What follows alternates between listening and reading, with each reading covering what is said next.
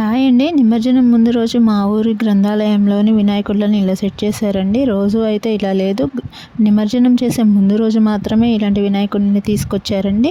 చాలా బాగున్నాయి కదండి. డ్రమ్స్ కొడుతూ తాళాలు వేస్తూ చాలా అందంగా ఉన్నాయండి చూడటానికి. 8వ రోజున వినాయకుడిని ఇలా సెట్ చేశారండి. ఆ రోజే డ్యాన్స్ ప్రోగ్రామ్ కూడా పెట్టించారు. హాయ్ అండి, వెల్కమ్ టు మై ఛానల్. చిన్న పెద్ద తేడా లేకుండా ప్రతి ఒక్కరూ ఎంతో బాగా ఎంజాయ్ చేసే పండుగ వినాయక చవితి అండి. ఎందుకంటే ఇక్కడ డీజే సాంగ్స్ అని, డ్యాన్స్లని, చాలా యాక్టివిటీస్ పెడుతూ ఉంటారు కదండి. గేమ్స్ కూడా పెడుతూ ఉంటారు. సో అందుకే పిల్లలకి ఎక్కువగా ఇష్టం వినాయక పండుగ అంటే. మా ఊర్లో అయితే వీధికి ఒక వినాయకుడిని అయితే పెట్టేశారండి. కానీ ఈ గ్రంథాలయంలో మాత్రం డెకరేషన్ చాలా బాగా చేస్తారు. మేము పొద్దున్నే మా ఇంట్లో పూజ చేసేసుకొని నైట్కి వచ్చేసి ఈ గ్రంథాలయంకి వచ్చేసామండి చూడటానికి. ఎంట్రీ నుంచి లోపలికి రావడం చూపించాను కదండి. లోపలికి రాగానే ఈ వినాయకుడు దర్శనం ఇస్తాడు అండి.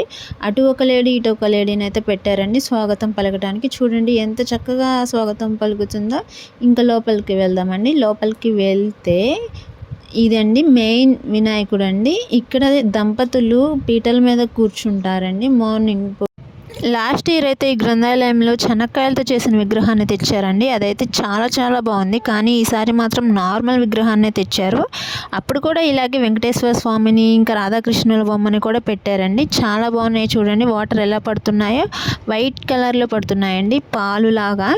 సిల్వర్ కలర్తో వెంకటేశ్వర స్వామి, వినాయకుడు, అమ్మవారు చూడండి ఎంత చక్కగా ఉన్నారో. కలర్ లైట్స్ వేస్తూ చాలా బాగా డెకరేషన్ చేశారండి.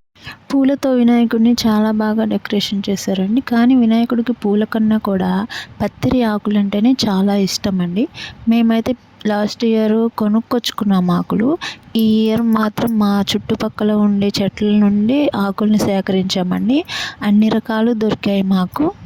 పాలి కట్టి, పాలికి పండ్లు ఏలాడదీసి, గణపతిని డెకరేషన్ చేసి, ప్రసాదాలన్నీ, పలహారాలన్నీ రెడీ చేసుకొని మేమంతా రెడీ అయ్యి వచ్చేసరికి 1 అయిందండి. అక్కడి నుంచి పూజ అయిపోయేసరికి 2 అయింది. వినాయక చవితి రోజు పూజ మాత్రం ఖచ్చితంగా మధ్యాహ్నం అవ్వాల్సిందే ఎప్పుడైనా. వినాయకుడి పైన వైట్ కలర్ ఫ్లవర్స్తో చాలా బాగా డెకరేషన్ చేశారండి. మొత్తం వైటే. ఇవి ప్లాస్టిక్ ఫ్లవర్స్. రాధాకృష్ణుల పాదాల వద్ద చూడండి వైట్ కలర్తో నీళ్ళు ఎలా పడుతున్నాయో చూడటానికి చాలా బాగుంది. పాల దారలాగా పడుతున్నాయండి. కానీ పాలైతే కాదు, లైట్స్ కూడా భలే అరేంజ్ చేశారండి. కలర్స్ మారుతున్నాయి ఫ్లేస్ మీద. ఇవి మాత్రం ప్లాస్టిక్ ఫ్లవర్స్ అయితే కాదండి. ఈ బుకేస్ మాత్రం నిజమైన ఫ్లవర్స్, చామంతి పువ్వులు. ఇవి white colour, red colour, yellow కలర్తో బాగా అరేంజ్ చేశారు. స్టార్టింగ్లో మనం ఒక గణపతిని చూసాం కదండి. లోపలికి రాగానే పెద్ద గణపతి, ఆ గణపతి ముందు ఒక చిన్న గణపతిని అరేంజ్ చేశారు. దాని ముందేమో సిల్వర్ కలర్లో ఇంకో గణపతి. మొత్తం 4 గణపతుల్ని పెట్టారండి. గణపతికి స్టార్టింగ్ నుంచి చుట్టూ కలిపి ఇలా అరేంజ్ చేశారండి ఫ్లవర్స్. ఇవి మాత్రం ప్లాస్టిక్ ఫ్లవర్సేనండి.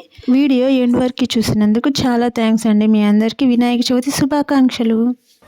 నిమజ్జనం టైంలో మాత్రం డీజేను తెప్పించారు, ఇంకా డ్రమ్స్ వాళ్ళను తెప్పించారండి. డ్రమ్స్ వాళ్ళ ముందు మాత్రం డీజే ఎందుకు పనికి రాలేదండి.